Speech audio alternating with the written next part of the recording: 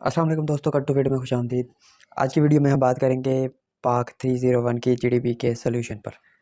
GDB के solution और सवाल की तरफ बढ़ने से पहले मैं आपको बता दूं कि यहाँ पर वीडियो में जो सोल्यूशन बताया जाता है उसको हू बहू छापा नहीं मारना होता, बल्कि वो एक तरह से आइडिया होता है और उसमें कुछ हद तक आप रद्दो बदल करके आप सबमिट करवा सकते हैं। जो बिल्कुल छापा मारते हैं वो फिर कहते हैं कि नंबर कम आए हैं या नंबर ज़ीरो आए हैं।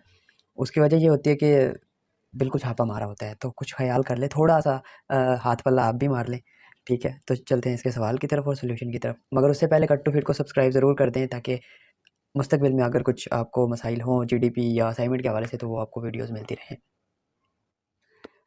जीडीपी का जो क्वेश्चन था वो ये था, do you that the decision of government of Pakistan to deport Afghan refugees can bring economic stability to Pakistan? Justify your answer with 5 relevant points.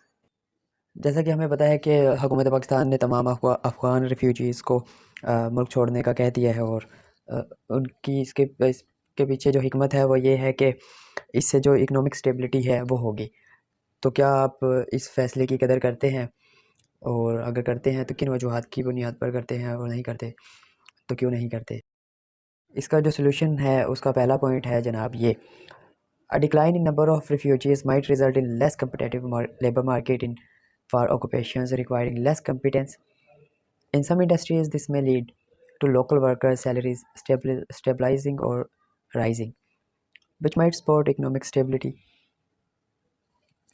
दूसरा जो इसका पॉइंट है वो ये है, a less load on social services like healthcare and education could result in improved service provision for local populations. In addition to indirectly promoting economic stability, this may have a favorable effect on residents' general well-being. Point number 3 जो है इसका वो ये है, the government could be able to better distribute resources for its residents and relieve some of the pressure on the public service like infrastructures, care, education if there are fewer Afghan refugees. Point number 4 है इसका, remittance from Afghan refugees support the economic through their employment and consumer spending. A sudden deportation may cause remittances to decline, which would be bad for the parts of economy that depend on these infusions of money. इसकी वजाहत मैं कर दूं कि पहले जो 3 मैंने points लिखे हैं उससे हमारी इकोनॉमिक को फ़ायदे की तरफ लेकर जा रही है। हमारी इकोनॉमिक को फ़ायदा अगर हो रहा है तो वो बता रही है, जबकि अगले जो 2 हैं वो नुकसान बता रहे हैं। तो मैंने दोनों लिख दिए ताकि इसका एक अच्छा इंप्रेशन जो है। और जो 5वां है वो ये है, Many Afghan refugees have resided in Pakistan for many years, and their expertise and talents have helped the country's economy. Deporting them might lead to a loss of human capital, which would have an impact on productivity in specific industries. इसकी summary की तरफ बढ़ूँ तो ये है,